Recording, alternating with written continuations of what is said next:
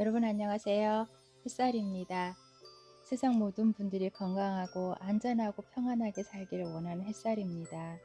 여러분들 토마토 좋아하시는가요? 이쯤 되면 토마토의 종류가 여러 종류가 나올 것 같습니다. 데저 토마토도 나오기 시작할 거고 짭짜리 토마토도 나올 거고 찰토마토도 나올 테고, 그런데 요즘에는 찰토마토를 보기가 좀 어려운 것 같아요. 여러분 혹시 토마토가 세계 최초로 유전자 작품이라는 거 혹시 알고 계십니까? 세계 최초 유전자 조작 상품 부르지 않는 토마토에 대해서 여러분들과 함께 하고자 합니다. 유전자 조작 식품은 원조라고 할 수 있는 것이 바로 무르지 않는 토마토입니다. 1994년 캘리포니아의 본거지를 둔 바이오 화학 기업 칼진이 개발한 것입니다. 같은 해에 FDA가 판매를 허가하여서 유전자 조작 토마토 슈퍼마켓 채소 코너에서 바로 진열되었습니다. 이 토마토의 특징은 숙성하지 않는다는 점, 즉 무르지 않는다는 것입니다. 채소와 과일은 수확하고 시간이 지나면 점차 신선도가 떨어지는 것이 자연의 섭리입니다. 토마토도 금방 땄을 때는 단단하고 향기도 좋으며 윤기가 있지만 빨리 물러집니다. 그러나 유전자 조작 토마토는 무르지 않습니다. 어떻게 이런 일이 가능할까요? 토마토가 무르는 것은 폴리칼락투로나제라는 효소 작용 때문입니다. 이 효소가 토마토에 쌓이면 숙성하면서 신선도가 떨어지게 됩니다. 효소의 작용을 멈추면 무르지 않을 것이라고 생각한 생물공학자가 연구자들은 효소 유전자를 특정하여서 이것을 발현하지 않도록 반대 방향의 유전자 삽입을 했는데 성공했던 거죠. 결과는 예상대로 토마토의 숙성이 멈췄습니다. 시간이 지나도 금방 수확한 것처럼 싱싱했다는 거죠. 그래서 그의 이름을 플레이보이 세이브라는 새 이름을 붙였습니다. 그 뜻은 언제까지나 향을 간직한다는 뜻입니다. 그러나 토마토의 생명은 길지 않았습니다. 1997년 유전자 조작 토마토의 생산을 중단하기로 결정을 했답니다. 왜냐하면 너무 예민하기 때문에. 사실 유전자 조작 토마토는 맛이 달랐다고 합니다. 이름과 달리 향이 없고 맛도 밋밋하다는 평가를 들을 정도로 맛이 없었습니다.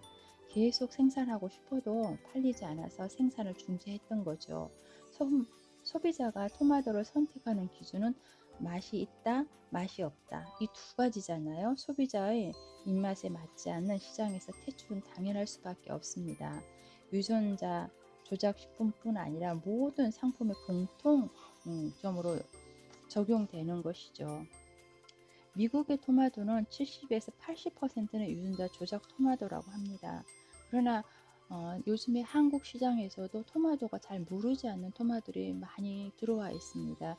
그것이 유럽 토마토라고 말을 하는데 조금 걱정이 됩니다. 우리가 어릴 때부터 먹던 그 찰토마토가 그리워지기 시작했습니다. 어릴 때 먹던 그 찰토마토는 향도 진하고 맛도 좋고 물도 많았는데, 지금의 토마토는 물도 별로 없고 향도 없는 그런 토마토인 것 같아요.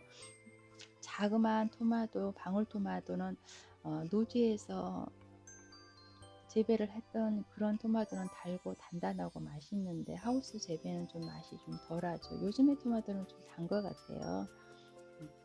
유전자 조작 농작물 중에서도 양배추는 좀 특별하다 합니다. 식용 양배추에는 맹독을 만드는 전갈 유전자를 삽입했다고 합니다. 슈퍼마켓 채소 코너 진열되어 있는 평범해 보이는 양배추가 사실 전갈독이 든 것이라면 누구나 비명을 지를지도 모릅니다. 배추가 식탁에 올라오면 여러분의 반응은 어떨까요? 맛을 보고 싶다고 하실 분도 있겠죠. 그런 분은 아마 비유가 좋은 분일 것입니다. 곤충과 식물을 유전자 측면에서 교배한다는 자연의 섭리를 어, 거꾸로 돌리는 일이죠. 신도할 수 있는 일들을 과학자가 한다는 말입니다. 왜 이런 일을? 그 답은 농약 사용을 억제하기 위해서라고 합니다. 정갈의 독이 노리는 것은 양배추 잎을 먹는 작은 쐐기벌레라 합니다. 쐐기벌레가 양배추 잎을 한 입이라도 먹으면 바로 독이 온몸에 돌아서 즉시 사망한다 합니다. 킹콩처럼 바깥에서 농약을 뿌리는 대신 유전자 조작 기술은 농작물 안에 농약을 넣는다는 발상이죠. 과연 사람이 이것을 먹어도 괜찮은가? 그러나 개발자는 아주 침착하게 단언합니다. 사람에게는 무해합니다. 안심하고 드셔보시기 바랍니다. 이렇게 말한다고 합니다. 그러나 이런 유전자 조작 방법은 바르지 않다는 것이죠. 다행히 현 시점에서는 정갈독이 있는 양배추는 재배와 판매는 허락받지 못하였습니다. 만약 맹독 양배추가 실현되었다면 어떻게 될까요? 아마도 무지막지하게 힘들고 어려운 상황이 벌어졌을 것 같습니다. 중국 남부에 걸쳐서 발생한 식량 위기와 같은 길을 걷게 될 것 같습니다. 쐐기벌레는 양배추에 함유된 정갈독의 내성이 있어서 슈퍼 쐐기벌레로 변신한다고 합니다. 양배추를 남기지 않고 갉아먹고 게다가 생태계의 균형을 깨서 쐐기벌레 유해 곤충을 대량 발생시킬 가능성이 아주 높았다고 합니다. 이것이 2차 해충이라고 하는데 일찍이 몬산토사는 이 문제 때문에 양배추를 시판하는 것을 포기했다는 것이죠. 2차 해충의 발생으로 농약 가격이 올라 수익이 생산 가격을 따라가지 못했던 것이고, 원래 양배추는 무농약으로 재배할 수 있는 거고 친환경 방법으로 채소를 무농약 재배하는 농가가 많다는 것입니다. 굳이 엄청난 돈을 들여 시간과 노동을 투자해서 맹독 몬스터 채소를 만들 이유가 없다는 것입니다. 참 다행이지 않습니까? 우리가 즐겨 먹고 우리 몸에도 좋은 토마토와 양배추에 이러한 유전자 조작이나 맹독이 들어가 있는 것들이 우리 식탁에 올라온다면 얼마나 무서운 일입니까? 그러나 지금 현재 우리 식탁에 올라와 있고 자주 먹고 있는 토마토라는 이름으로 들어온 단단한 유럽 토마토는 유전자 변형이 일어난 토마토라고 합니다. 토마토 안에는 구연산과 유리 아미노산, 리코펜 이런 것들이 많이 들어가 있다고 합니다. 이탈리아는 황금 사과라고 말을 하고 영국은 사랑의 사과라고도 말하는 이 찰토마토는 칼륨도 많이 들어 있어서 우리 몸에 나트륨이 들어와 있으면 나트륨이 과잉으로 많이 들어와 있을 때 기량작용을 해서 밖으로 빼내주는 작용도 하고 고기나 생선, 튀긴 음식을 먹었을 때 같이 먹어주면 산성 음식을 중화시키는 역할도 한다 합니다. 또 환자들에게 토마토 주스를 주면 좋은 영양가로 몸을 항산화시켜서 병에서 빨리 회복할 수 있는 그런 능력도 있다고 합니다. 루텐도 많이 들어있어서 모세혈관과 혈관을 튼튼하게 해서 고혈압이나 눈에도 좋다고 합니다.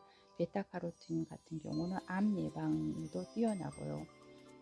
우리의 면역성을 높여주는데 토마토가 아주 좋다고 합니다. 실제로 일본의 국립병원에서 연구한 결과로는 간암 환자가 토마토와 또 이렇게 당근, 오렌지 이런 종류를 많이 먹어줬을 때 알파 펜토프레틴이라는 암 인자가 줄어드는 게 71% 정도의 수치를 나타냈다고 합니다.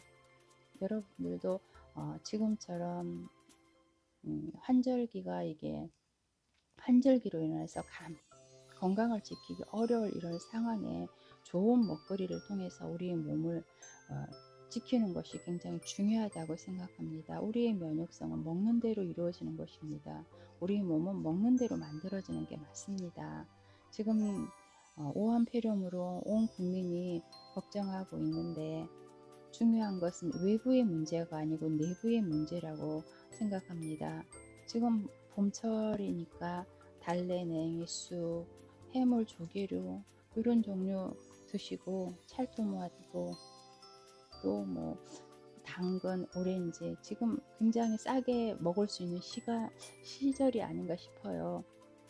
멀리 있는 것이 아니고 가까이에 있는 야채류, 과일류 또 봄나물을 통해서 우리의 면역력을 높여주면 우리 몸이 건강해진다면 어떠한 질병도 넉넉히 이겨나갈 수 있다고 생각합니다.